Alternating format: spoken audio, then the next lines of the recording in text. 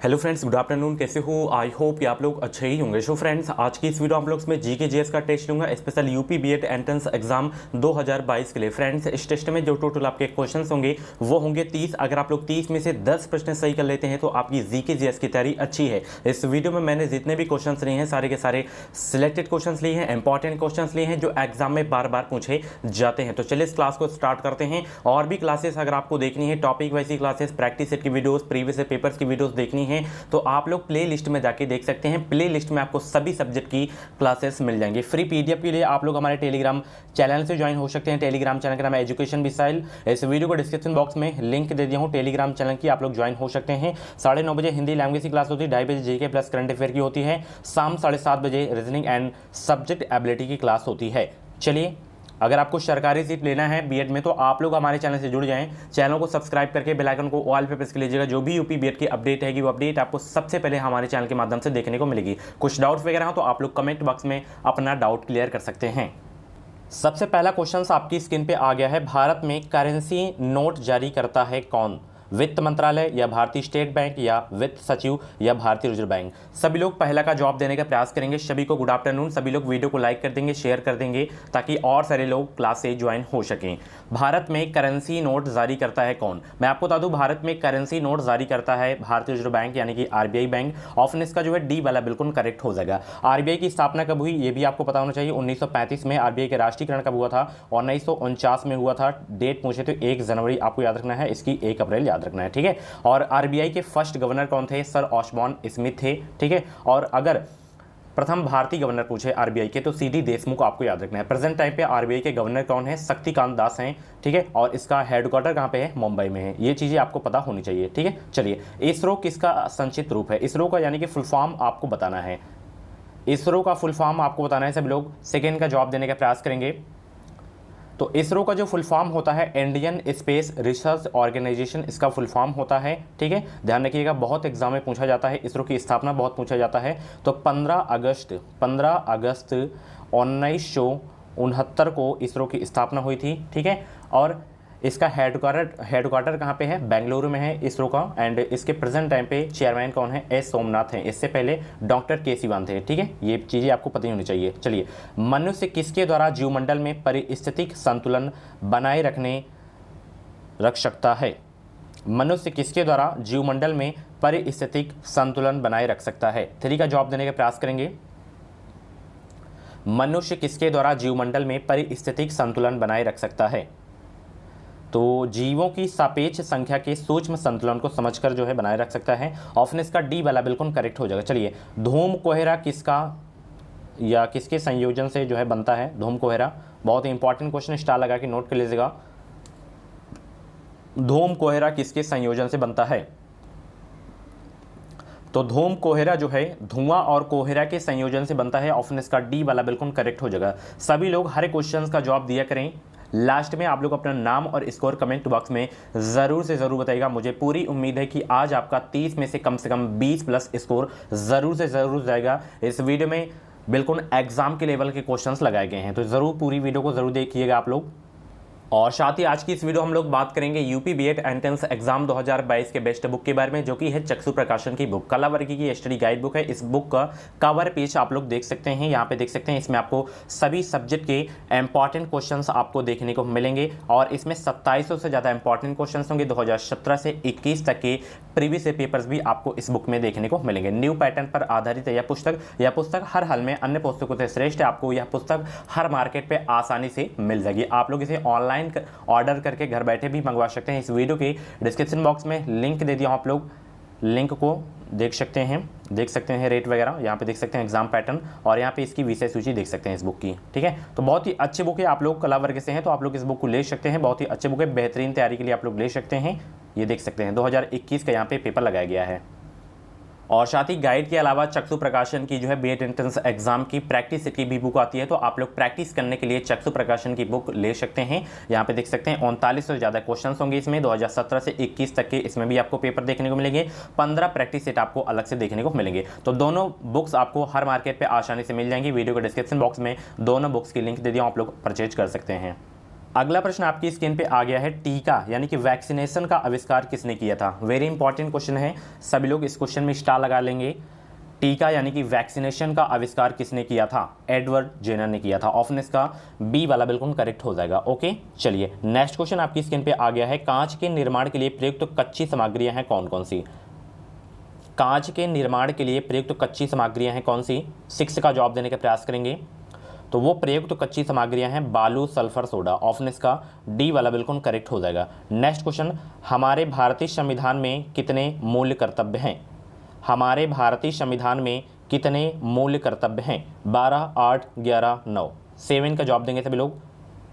तो जितने भी लोग यहाँ पे ऑप्शन सी जवाब दे रहे हैं उनका आंसर बिल्कुल सही हो जाएगा, यानी कि हमारे भारतीय संविधान में कुल कितने मूल कर्तव्य हैं, 11 हैं। ऑप्शन इसका सी वाला बिल्कुल करेक्ट हो जाएगा। चलिए, लोहे की रेलों के टूटे हुए टुकड़ों और मशीन के भागों की वेल्डिंग में निम्नलिखित में से किसका प्रयोग किया जाता है। वेरी इंपॉर्टेंट क्वेश्चन है, पूरी क्लास को ज़रूर देखिएगा। जितने भी लोग चैनल से नए हैं सब्सक्राइब कर लीजिएगा। बीएड की पल पल की अपडेट के लिए, इंपॉर्टेंट क्लासेस के लिए फ्री सीट लेना है तो आप लोग जुड़े रहें इस चैनल से, निश्चित ही आपको मदद मिलेगी। किसका प्रयोग किया जाता है, सोल्डर का प्रयोग किया जाता है। ध्यान रखिएगा, कभी भी एग्जाम आए तो सोल्डर आपके माइंड में याद होना चाहिए। वायुमंडल में जलवाष्प की मात्रा मापी जाती है किसके रूप में। वायुमंडल में जलवाष्प की मात्रा मापी जाती है किसके रूप में, आर्द्रता के रूप में मापी जाती है। ठीक है, ऑप्शन इसका ए वाला बिल्कुल करेक्ट हो जाएगा। बायोगैस बनाने के लिए सामान्यतः प्रयुक्त द्रव्य कौन सा है, सभी को पता होगा, ये क्वेश्चंस आप लोग बनाए भी होंगे। तो पशुओं का अपशिष्ट, ऑप्शन इसका ए वाला बिल्कुल करेक्ट हो जाएगा, यही प्रमुख आपका प्रयुक्त द्रव्य है। ठीक है, चलिए, हमारे संविधान की प्रस्तावना में कोई उल्लेख नहीं किसका, 11 का जवाब देने का प्रयास करेंगे। तो हमारे संविधान की प्रस्तावना में कोई उल्लेख नहीं है। न्याय का तो उल्लेख है, भातृत्व का भी है, प्रतिष्ठा की समानता का है, वयस्क मत अधिकार का जो है उल्लेख नहीं है भारतीय संविधान की प्रस्तावना में। ठीक है, ऑप्शन इसका डी वाला बिल्कुल करेक्ट हो जाएगा। चलिए, भारतीय संसद का जनता द्वारा निर्वाचित सदन निम्नलिखित में से कौन सा है, बताइए सभी लोग। भारतीय संसद का जनता द्वारा निर्वाचित सदन निम्नलिखित में से कौन सा है, तो वह है लोकसभा। ऑप्शन इसका जो है बी वाला बिल्कुल करेक्ट हो जाएगा। चलिए, ये बहुत ही इंपॉर्टेंट क्वेश्चन है, संविधान का कौन सा भाग राजनीति के निदेशक सिद्धांतों से संबंधित है। 13 का जवाब देने का प्रयास करेंगे। संविधान का कौन सा भाग राजनीति के निदेशक सिद्धांतों से संबंधित है, वो भाग है भाग 4। ऑप्शन इसका जो है बी वाला बिल्कुल करेक्ट हो जाएगा। ये इसमें स्टार लगा लीजिएगा, बहुत बार एग्जाम में क्वेश्चन ये पूछा गया है। चलिए, गांधी जी किसकी रचनाओं से प्रभावित थे, गांधी जी किसकी रचनाओं से प्रभावित थे, 14 का जवाब देने का प्रयास करेंगे। गांधी जी किसकी रचनाओं से प्रभावित थे, तो गांधी जी जो है लियो टॉल्स्टॉय की जो है रचनाओं से प्रभावित है। ऑप्शन इसका डी वाला बिल्कुल करेक्ट हो जाएगा। अब मैं आप लोगों से एक छोटा सा नॉर्मल सा क्वेश्चन पूछ रहा हूं कि महात्मा गांधी के राजनीतिक गुरु कौन थे, सभी लोग कमेंट बॉक्स में छाप देंगे सभी लोग। चलिए, लोकतांत्रिक समाजवाद की विधियां हैं कौन सी, लोकतांत्रिक समाजवाद की विधियां हैं कौन सी, जवाब देंगे सभी लोग 15 का। लोकतांत्रिक समाजवाद की विधियां हैं समझाना और प्रचार करना। ओके, ऑप्शन इसका डी वाला बिल्कुल करेक्ट हो जाएगा। चलिए, असम राज्य में काम कर रही तेल परिष्करणशालाओं रिफाइनरियों की संख्या है कितनी, ध्यान रखिएगा संख्या 4 है। ऑप्शन इसका डी वाला बिल्कुल करेक्ट हो जाएगा। वित्त आयोग की नियुक्ति कौन करता है, जवाब देंगे सभी लोग। वित्त आयोग की नियुक्ति कौन करता है, बहुत ही अच्छा प्रश्न है। वित्त आयोग की नियुक्ति कौन करता है, तो वित्त आयोग की नियुक्ति करता है कौन, सभी लोग जवाब देने का प्रयास करेंगे।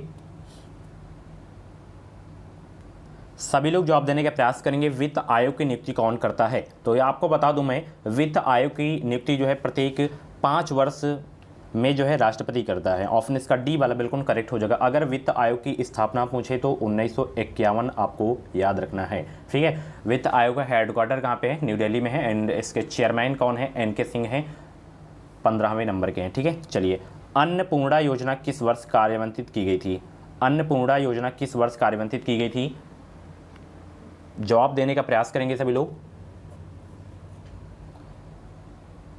अन्नपूर्णा योजना किस वर्ष कार्यान्वित की गई थी, 2000 में। ठीक है, ऑप्शन इसका डी वाला बिल्कुल करेक्ट हो जाएगा। किसी देश के अनुकूल व्यापार शेष का आशय क्या है, किसी देश के अनुकूल व्यापार शेष का आशय क्या है, तो आयात की अपेक्षा निर्यात अधिक है, यही जो है व्यापार शेष का आशय है। ऑप्शन इसका बी वाला बिल्कुल करेक्ट हो जाएगा। चलिए, मुख्य आयरन और स्टील उद्योग किस पठार में स्थित है, 20 का जवाब देने का प्रयास करेंगे। मुख्य आयरन और स्टील उद्योग किस पठार में स्थित है? छोटा नागपुर में स्थित है। ऑप्शन इसका डी वाला बिल्कुल करेक्ट हो जाएगा। घास का सबसे ऊंचा और सबसे मोटा प्रकार कौन सा है? 21 का जवाब देने का प्रयास करेंगे। घास का सबसे ऊंचा और सबसे मोटा प्रकार है बांस। ऑप्शन इसका सी वाला बिल्कुल करेक्ट हो जाएगा। जितने भी लोग क्लास को देख रहे हैं फटाफट वीडियो को लाइक कर देंगे। अगर वीडियो आपको हेल्पफुल लगा करे तो प्लीज़ वीडियो को लाइक ज़रूर करके जाया करें, और जितने भी लोग चैनल से नए हैं सब्सक्राइब कर लीजिएगा। इस चैनल से आपको निश्चित ही मदद मिलेगी। निम्नलिखित में से किस नदी का स्रोत भारत से बाहर है? 22 का जवाब देने का प्रयास करेंगे। किस नदी का स्रोत भारत से बाहर है? और ये बहुत ही इंपॉर्टेंट क्वेश्चन है, तो मैं आपको बता दूं ब्रह्मपुत्र नदी का स्रोत भारत से बाहर है। ऑप्शन इसका ए वाला बिल्कुल करेक्ट हो जाएगा। नेक्स्ट क्वेश्चन, माजुली संसार का सबसे बड़ा नदी द्वीप है, ये किस राज्य में स्थित है? संसार का सबसे बड़ा नदी द्वीप माजुली है, ये किस राज्य में स्थित है? 23 का जवाब देने का प्रयास करेंगे तो ये है असम में। असम की राजधानी है दिसपुर। ठीक है, मिजोरम की आइजोल हो गया, त्रिपुरा की अगरतला, अरुणाचल प्रदेश की ईटानगर। नेक्स्ट क्वेश्चन आपकी स्क्रीन पे आ गया है, मरुस्थलीय भवन को रोका जा सकता है कैसे? मरुस्थलीय भवन को रोका जा सकता है कैसे? 24 का जवाब देने का प्रयास करेंगे तो अतिचारण को रोककर मरुस्थलीय भवन को रोका जा सकता है। इस क्वेश्चन का बी वाला बिल्कुल सही जवाब है। देवी माता की पूजा संबंधित थी किसके साथ? 25 का जवाब देंगे। देवी माता की पूजा संबंधित थी किसके साथ? तो सिंधु घाटी सभ्यता के साथ जो है संबंधित है। ऑप्शन इसका सी वाला बिल्कुल करेक्ट हो जाएगा। ये सारे के सारे क्वेश्चंस मैं करवा चुका हूँ अपनी टॉपिक वाइज क्लास में। टॉपिक वाइज क्लासेस को नहीं देखें तो प्लीज़ प्ले लिस्ट में जाइए और आप लोग क्लासेस को देखिए। बंद गोभी का खाद्य अंश होता है क्या अंश? जो बंद गोभी होती है मतलब उसका मतलब कौन सा अंश जो है मतलब खाया जाता है? 26 का जवाब देंगे। कलिका खाई जाती है। ठीक है, चलिए। निम्नलिखित में से कौन से प्रक्रम अंधकार के समय पादपों के साथ जो है संबंध होते हैं? 27 का जवाब देने का प्रयास करेंगे सभी लोग। वो प्रक्रम है चालन और श्वसन। डी वाला बिल्कुल करेक्ट जवाब है इसका। चलिए, MRI मशीन में निम्नलिखित में से किसका प्रयोग किया जाता है? MRI मशीन में निम्नलिखित में से किसका प्रयोग किया जाता है? तो चुंबकीय तरंग का जो है प्रयोग किया जाता है। ऑप्शन इसका डी वाला बिल्कुल करेक्ट हो जाएगा। अलेक्जेंडर, सिकंदर और पोरस ने लड़ाई लड़ी थी कहाँ? तो हाइडेस्पस में लड़े थे। ऑप्शन इसका ए वाला बिल्कुल करेक्ट हो जाएगा। लास्ट क्वेश्चन है, हल्दी घाटी की लड़ाई किन के बीच लड़ी गई थी? जवाब देंगे। लास्ट क्वेश्चन का सभी लोग जवाब देंगे।